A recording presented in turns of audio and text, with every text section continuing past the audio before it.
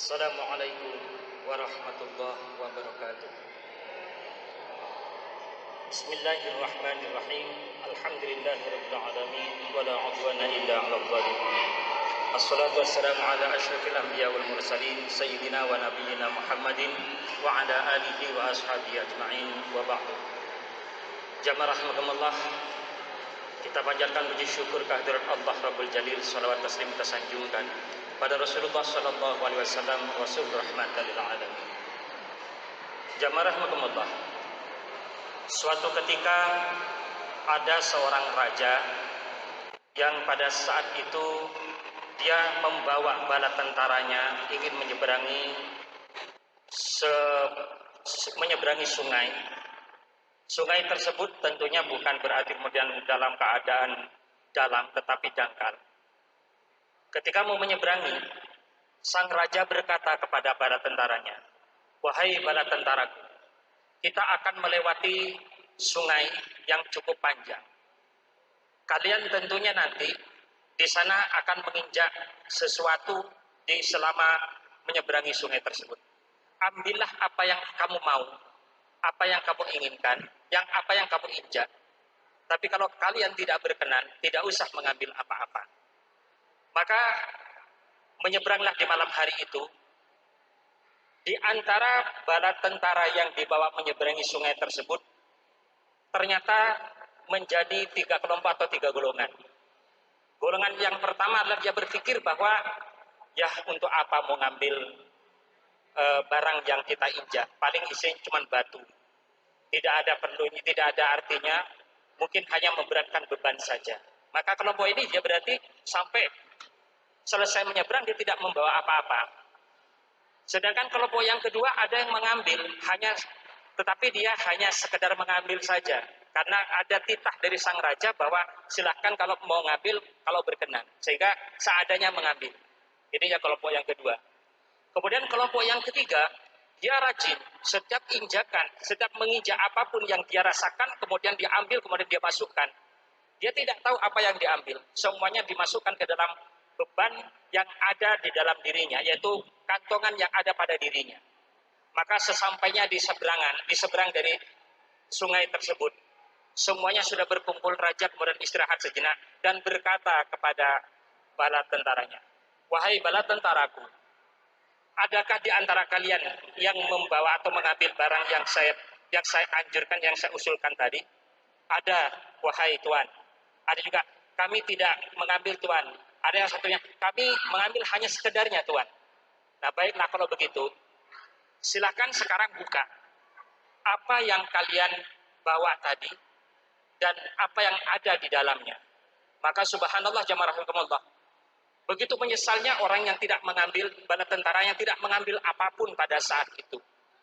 Sementara orang yang pertama dari kelompok pertama yang tidak mengambil sesuatu apapun, dia begitu menyesalnya, seakan dia ingin mengulangi untuk menyeberang lagi, kemudian kembali lagi. Itu yang diinginkan oleh yang pertama. Kemudian yang kedua, dia pun juga menyesal. Betapa menyesalnya dia, kenapa pada saat itu yang diambilnya hanya sedikit, kok hanya seadanya saja. Dan yang ketiga padahal dia sudah mendapatkan banyak yang dia dapat karena memang dia berusaha untuk mengambil. Dia pun begitu menyesalnya, kenapa saya tidak membawa karung yang lebih besar dari apa yang aku ambil saat ini, apa yang aku dapatkan saat ini. Nah, itulah gambaran perjalanan Ramadan seperti itu, jamaah rahimakumullah. Perjalanan Ramadan ini ibarat kita sedang menyeberangi sungai yang sangat luas, dan sungai itu di situ ternyata isinya begitu dibuka adalah yang diambil oleh bala tentara ini, ternyata adalah emas, permata, berlian yang begitu kilau, yaitu yang kilo kemilau tentunya. Maka jamaah, Ramadan itu seperti itu. Saat ini kita sedang menyeberangi sungai yang panjang. Sekarang, apakah kita mampu pesan-pesan Ramadan yang disampaikan oleh Rasulullah, bahwa Ramadan adalah bulan penuh keberkahan, bahwa Ramadan ini penuh dengan ampunan dan maghfirah, bahwa Ramadan ini adalah merupakan sebuah hadiah, kita akan terbebas dari api neraka. Itu adalah sebuah harapan dan sebuah janji-janji yang telah disampaikan oleh Rasulullah. Maka tentunya sekarang kita insya Allah masuk hari yang keempat.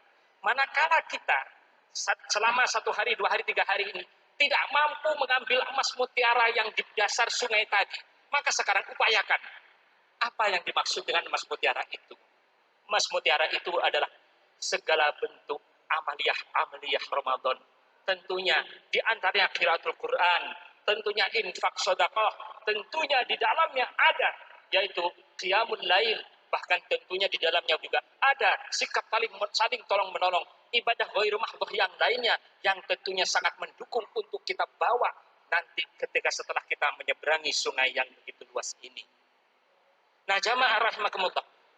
Namun ingat bahwa tidak semua orang, sekali lagi dari apa yang disampaikan ya, sebagaimana yang saya sampaikan dalam khutbah Jumat kemarin di atas mimbar ini, ternyata Imam At-Tabrani menyampaikan bahwa ada dua hal yang perlu kita ketahui. Apa kata Imam At-Tabrani? Sesuai dengan dalam riwayatnya hadis Rasulullah menyampaikan bahwa kamin shaimin laisa lahu min syamih illal ju' wal atas. Banyak orang yang berpuasa tapi dari puasanya dia tidak dapat apa-apa kecuali rasa lapar dan dahaga saja. Nah, ini adalah golongan yang pertama tadi. Dia nggak dapat apa-apa. Kemarin ketika Jumat sudah saya uraikan, ada 5 hal. Insya Allah jamaah mungkin masih ingat semuanya itu. Dan yang kedua, kamin qaimin. Ya, banyak orang yang diam malam hari, dia tahajud, dia sholat tarawih. Ya, laisa lahu min qiyamihi. Dia tidak mendapatkan apa-apa di dalam sholat malamnya itu. Illa sahar, kecuali nilai begadang dan capek saja. Jamaah rahimakumullah.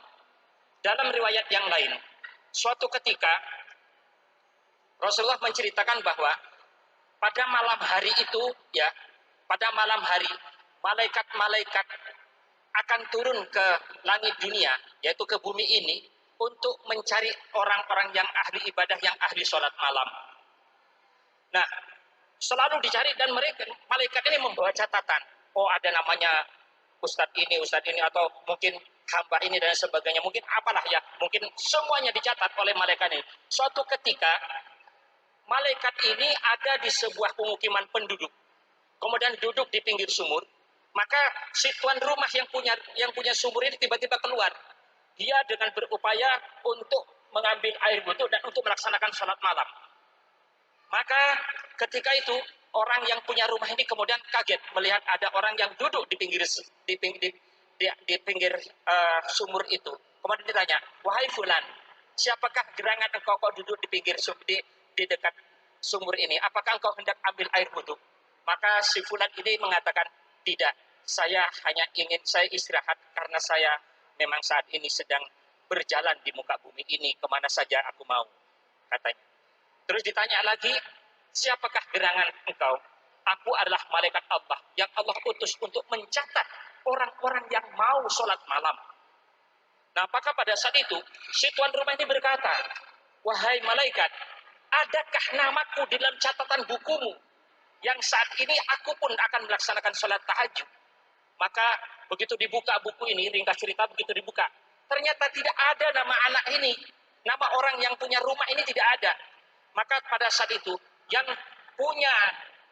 punya rumah tadi ketika melihat catatan di malaikat ini tidak ada namanya, maka dia kemudian tersungkur dan bersujud minta kepada Allah agar dicatat namanya bahwa dirinya sebagai seorang yang ahli ibadah malam qiyamul lail.